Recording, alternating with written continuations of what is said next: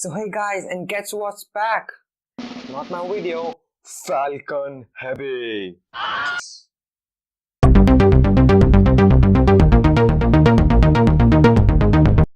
This is an almost historic moment as Falcon Heavy flies first time commercially. Well, looks like someone needed press credentials, and guess who got taken care of? In this video, I'm going to be sharing some updates, and we're going to get deep into the launch of this Falcon Heavy rocket. And at the end, there's a bonus. I'm going to share some basic knowledge of rocket science on how to land a Falcon 9 first stage booster and why is it such a big deal. So let's first get into what is actually Falcon Heavy. So in a nutshell, a Falcon Heavy is just 3 Falcon 9 boosters which are strapped together. Well, except for the center booster, the Block 5 is more powerful than the others and has to work more to land.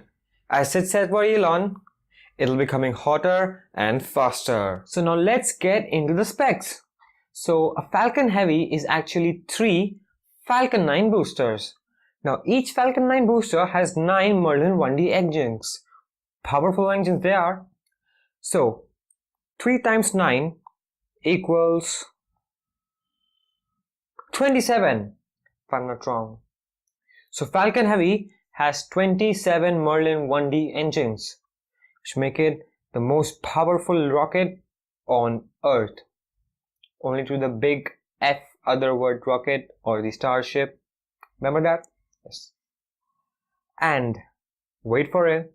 Each Merlin 1D engine has 845 kilonewtons of thrust. And that's a lot. So let's talk about this time's payload. Arabsat 6A. It is a cousin only to Arabsat 5A, which was also made by Lockheed Martin. Also meaning this is also made, if you guys think about roasting me in the comments. Well, Arabsat A was launched atop an Ariane launcher from French Guiana from a spaceport called Kourou, which I probably think I'm pronouncing wrong. So please feel free to roast me in the comments. Well, as for this one's far more interesting. It's atop a Falcon Heavy, world's most powerful rocket.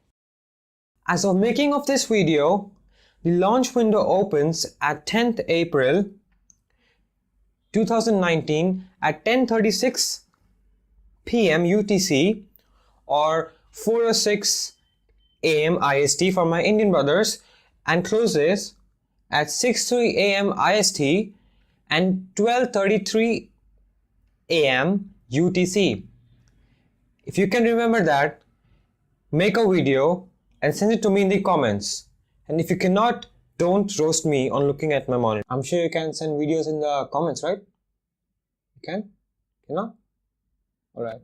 So this payload is going to be deployed in the GTO or the geostationary orbit or the geo transfer orbit, whatever you call it.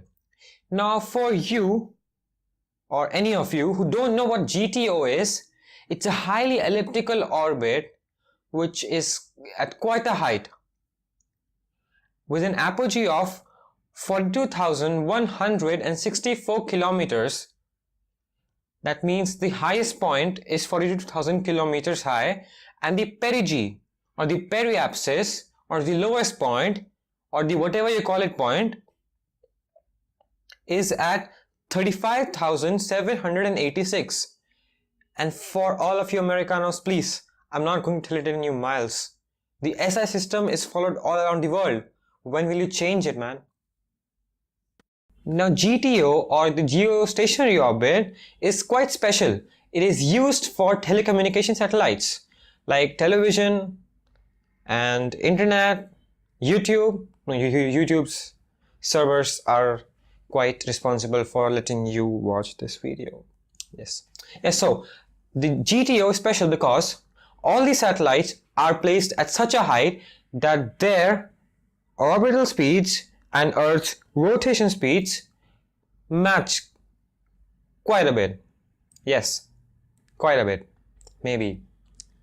So, in such a way that these satellites remain over a point on Earth for quite some time.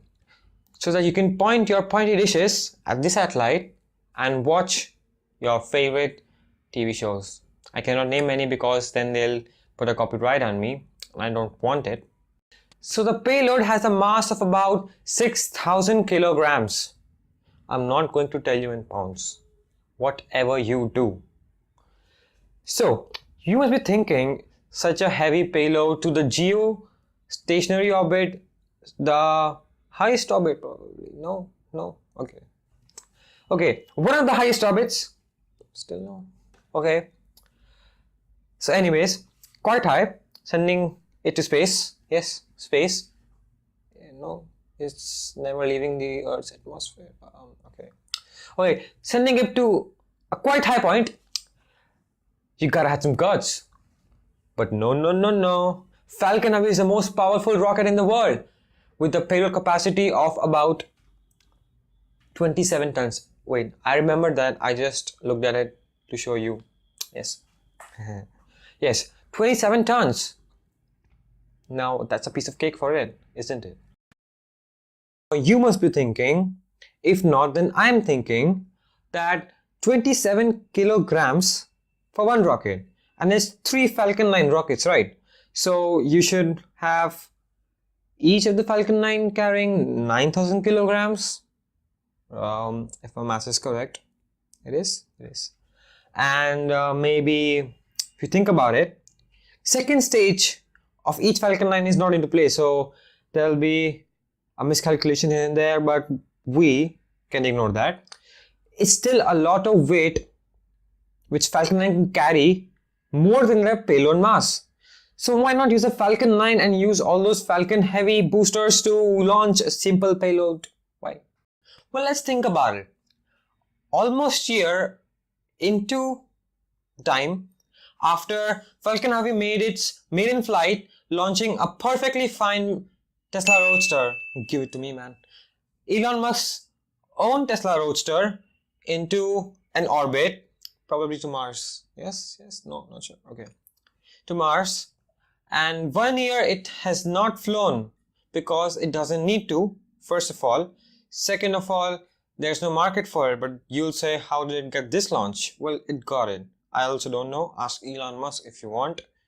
And if he replies to your tweet, tell him that I told you to do so. Yes. Okay, so we have another launch coming up in June this year. So guys, I just found another reason why Falcon Heavy was used for this launch, even though a Falcon 9 would do it. In a tweet by Scott Manley, he told that this contract was done in 2015. At that time, the thrust of Falcon Heavy was not sure, so therefore, arabsat 6A was scheduled for a Falcon Heavy launch. Now you see, SpaceX is focusing on Starhopper and Starship more than Falcon Heavy, while keeping Falcon 9 as their workhorse because it most probably fulfills all the market requirements for any payload which you want to launch. It just launched a lunar lander. Thinking about it, it is even higher than the GTO. Yes, it did that. So after the Starship came into the play, Dragon, SpaceX's Falcon Heavy, Falcon 9, all the rockets will be scrapped, sent straight to trash because there'll be a new rockstar in town. Yes, it'll be more powerful than the Falcon Heavy. It'll be completely reusable. Yes, the Falcon Heavies or the Falcon 9's second stage are not recovered, if you didn't know till now. What were you doing? Now you see, after the Starship comes into play, all the other rockets will be waste. Yes, no one will buy them. Why would anyone? You see, Ariane charges so much, ULA charges so much. Now these rockets, these are completely reusable, so they don't. And that's the play. After the Starship comes, boom! All the market goes to Starship and SpaceX is minting money and taking us to Mars. They are, right? They are. Okay. Well, a week ago, Starship Hopper completed its tethered hops. Right. So we are so close to going to Mars and purchasing an economy class airline ticket. Well, we are purchasing that already. Yes, we are going to make it so cheap that you can buy an economy, not an economy, business class. No, first class? Okay, first class Emirates ticket or go on a starship to Mars. So now let's get into the spaceflight simulator. Well, I'll show you how does a Falcon 9 land. Well, not how does it land, you can see it on the video. What goes behind making it land. So let's go. Now the spaceflight simulator is a 2D simulator. It has no re-entry mechanics and no re-entry physics, no heating up, parts are not destroyed in the atmosphere.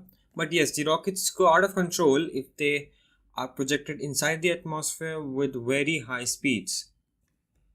It's quite close to Kerbal Space Program, but the only difference is that it's a 2D simulator with no re-entry mechanics, but still a lot of stuff. So let's get into it.